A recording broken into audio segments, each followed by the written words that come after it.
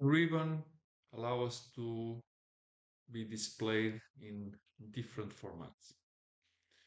So to assess those possibilities, we have this small button here, and we get three different levels also to display the ribbon. So we know already the three levels, and these three displays basically mention the three levels we speak about in our previous video.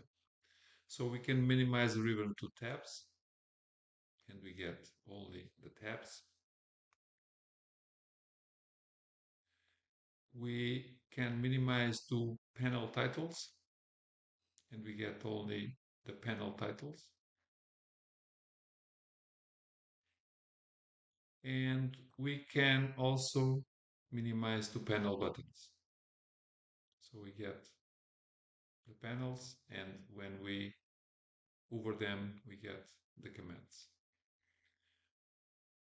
We have also the button on the left side that is a show full ribbon. So independently of the display status we have, if we click on this button, we get the original visibility state for the ribbon.